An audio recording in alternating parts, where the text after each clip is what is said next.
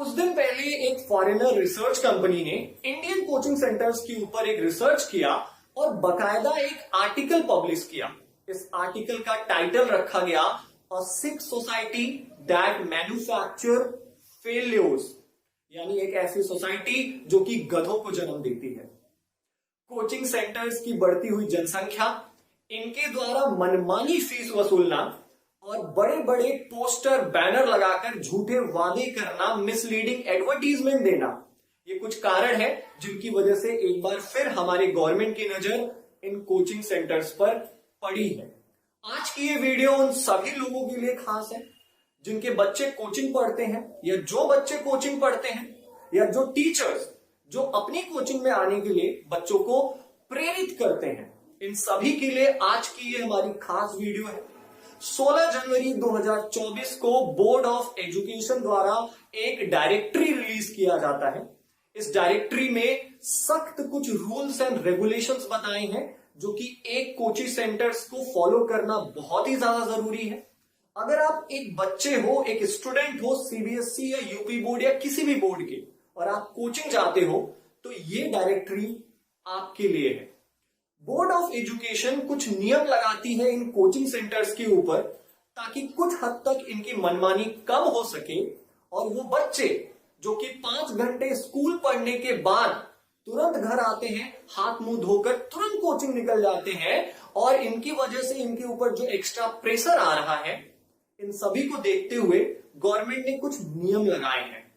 एक एक करके हम इन नियमों को देखेंगे, पढ़ेंगे और जानेंगे कि कौन से बच्चे कोचिंग जा सकते हैं, कौन से टीचर कोचिंग पढ़ा सकते हैं और कौन सी कोचिंग सेंटर्स ऐसी हैं जो अब बंद हो जाएंगी पूरी तरीके से।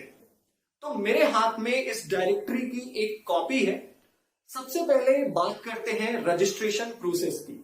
जी हाँ, हर कोचिंग सेंटर्स को ये जरूरी है कि वो अपने कोचिंग सेंटर को रजिस्टर करवाए।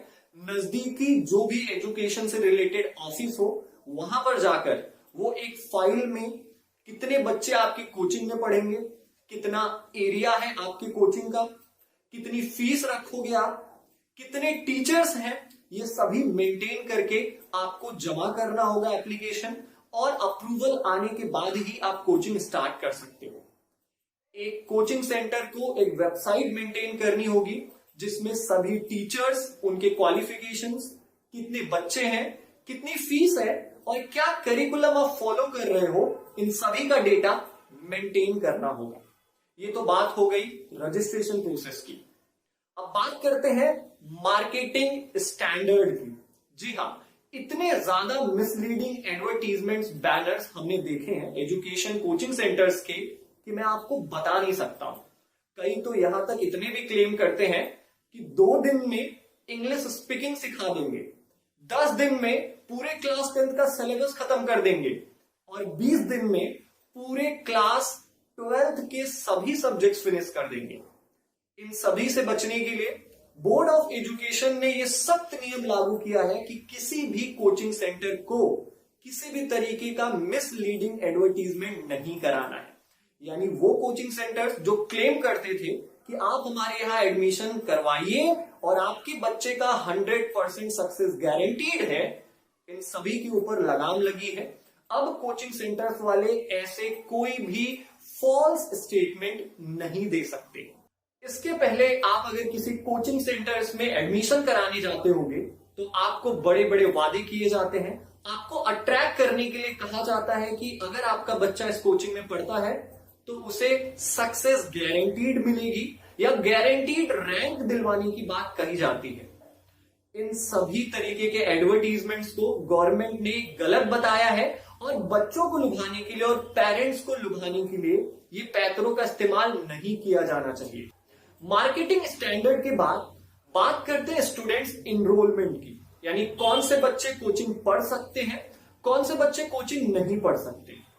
एक लाइन में बहुत ही स्पेसिफिक शब्दों में बोर्ड ऑफ एजुकेशन ने कहा है कि अगर आप क्लास 1st से क्लास 10th के बीच में हैं तो आप किसी भी प्राइवेट कोचिंग सेंटर को ज्वाइन नहीं कर सकते हैं। आप तभी कोचिंग ज्वाइन कर सकते हैं जब आप 10th पास आउट करके अपनी सेकेंडरी स्कूलिंग पूरी करके 11th या 12th में जाएं। 10th के नीचे वाले बच्चे अगर कोचिंग करते हुए पाए जाते हैं तो उनके पेरेंट्स और उनके साथ साथ कोचिंग सेंटर्स पर भी जो भी नियमित जुर्माना होगा वो लगाया जाएगा। अब इसके बाद बात करते हैं एग्जिट पॉलिसी की, जिसका फायदा बहुत सारे कोचिंग सेंटर्स वाले उठाते हैं, चाहे हमारे शहर में हो चाहे आपके शहर में हो। बहुत सारे कोचिंग सेंटर्स ऐसे हैं जो साल भर में पूरी फीस 1 या 2 किस्तों में जमा करवा लेते हैं और फिर पढ़ाई कैसी भी हो बच्चों को पूरा साल पढ़ना ही होगा। ये बिल्कुल गलत है और ऐसा नहीं होना चाहिए। इस चीज को बनाए रखने के लिए एक नई एग्जिट पॉलिसी इंट्रोड्यूस किया गया है। अगर आपको मिड ऑफ द सेशन ऐसा लगता है कि आप जहां पर पैसा जमा कर रहे हो ट्यूशन कोचिंग सेंटर्स में वो वर्थ इट नहीं है, तो आप अपना बचा हुआ पैसा उनसे वापस रिफंड मांग सकते हो और कोचिंग सेंटर्स को 10 दिन के अंदर ये पैसा लौटाना होगा, नहीं तो उनके खिलाफ जो भी डिसिप्लिनरी एक्शन होगा वो लिया जाएगा कंप्लेन करने के बाद। अब एग्जिट पॉलिसी के बाद बात करते हैं इंफ्रास्ट्रक्चर की। हमने देखा है कि हमारे शहरों में एक एक कमरे में 50-50 बच्चों को ठूस कर कोचिंग पढ़ाया जाता है, जिसकी वजह से कई विभिन्न तरीके की बीमारियां पैदा होती हैं, डिजीजेस पैदा होती हैं और यहां तक कि कई बीमारियां डेथ का रीजन भी बन जाती है। तो एक चीज सीबीएसई ने स्पेसिफाई कर दिया है कि अगर आप कोचिंग चला रहे हो तो पर बच्चे आपको 1 स्क्वायर मीटर का एरिया रखना होगा, यानी एक क्लास जिसमें 50 बच्चे पढ़ रहे हैं उसमें कम से कम 50 स्क्वायर मीटर का एरिया हो, तभी वो कोचिंग चलाई जा सकती है, नहीं तो वो कोचिंग चलाना अलाउ नहीं है। अब आखिरी में कुछ और चीजें जो बोर्ड ऑफ एजुकेशन ने क्लियर किया है वो है स्टडी आवर्स के ऊपर। स्टडी आवर्स जो कोचिंग में रखे जाते हैं वो स्कूलों से बिल्कुल अलग होने चाहिए। ऐसा नहीं है कि जिस टाइम स्कूल चलता है उसी टाइम कोचिंग की भी टाइमिंग रख दी जाए, क्योंकि ये वो समय होता है जब बच्चे स्कूल में होते हैं और कोचिंग्स में बच्चे नहीं आ पाएंगे।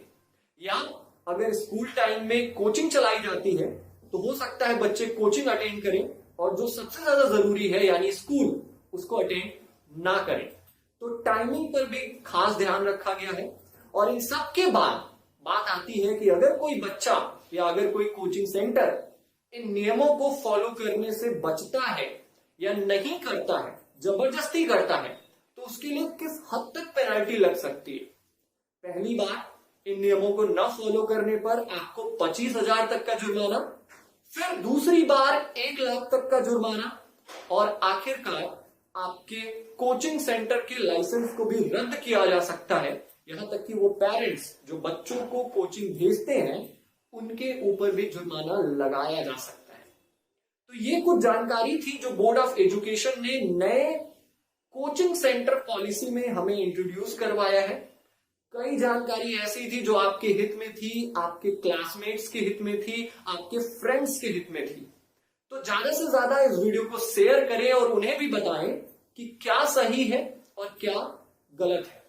तो वीडियो कैसी लगी आपको हमें कमेंट सेक्शन में जरूर बताएं और ऐसी ही वीडियो पाने के लिए बने रहे हमारे चैनल एजुकेशनल हाइट्स के साथ, क्योंकि हम ऐसी वीडियो आपके लिए लगातार और हर बार लाते रहते हैं। मिलते हैं एक और धमाकेदार वीडियो में, तब तक ख्याल रखिए अपना, अपनों का। बाय बाय, जय हिंद।